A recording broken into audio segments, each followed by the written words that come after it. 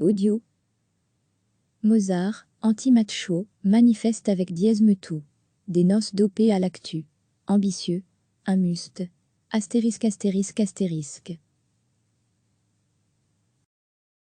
C'est un des nombreux paris, réussis, d'une saison follement ambitieuse de Peter de Caluot.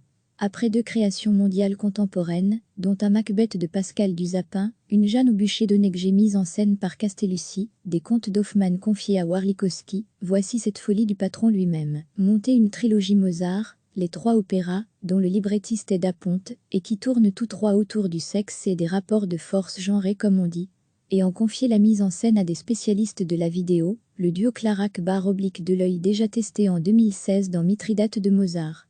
Sur la foi du premier volet de la série, Les Noces de Figaro, ce feuilleton fera date. Le concept n'est pas de faire se succéder les 3 œuvres, mais de trouver un moyen d'en faire sentir l'unité thématique, la lutte des femmes contre le machisme, en mêlant les 3 opéras à chaque représentation. Mêler, soyons précis, juxtaposer plutôt les 3 œuvres de manière structurelle. Unité de lieu, divers endroits filmés de Bruxelles aujourd'hui, et de temps, 24 heures pour les 3 opéras qui se jouent simultanément. Un décor unique, une immense maison, un plateau tournant où chaque opéra a un étage, dont Giovanni occupe le rez-de-chaussée, où il dirige un club sadomaso, Dorabella et Fiordiligi dans Così fan tutte, sont des youtubeuses au sommet de l'édifice et l'intrigue des noces se déroule dans la salle de fitness du comte Almaviva.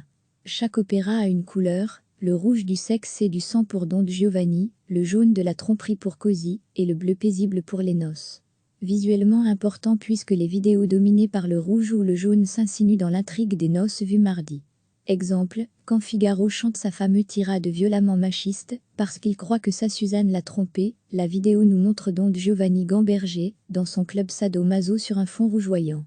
La mauvaise foi punit illico, mais la vidéo permet aussi le surgissement de réalités contemporaines, comme une manifestation de Diez Metou, ou la dénonciation publique du comte, ambassadeur à Bruxelles.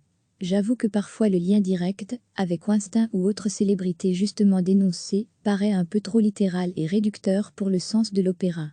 Mais ce didactisme, parfois un peu simpliste, se double d'une double intelligence. D'abord, les liens entre les 3 opéras sont incroyablement bien charpentés, même s'il est conseillé de revoir votre résumé des 3 œuvres pour en apprécier les liens. Et surtout, le jeu et le chant des acteurs /actrices est intense, émouvant ou drôle, avec un chérubin d'anthologie Ginger Costa Jackson, qui est aussi Dorabella dans Così. La performance globale est impressionnante, puisque les chanteurs /cantatrices jouent chacun 2 rôles en 3 jours pendant 3 semaines. Avec un chef d'orchestre remarquable Antonello Manacorda, qui entraîne un orchestre de la Monnaie à son sommet expressif. D'autres commentaires, lorsque le cycle sera boucle, samedi et que la vue globale de la trilogie sera affinée. Così fan tutte, partie d'une trilogie Mozart /Daponte. À la Monnaie, jusqu'au 28 mars. Cliquez sur s'abonner pour recevoir les dernières nouvelles.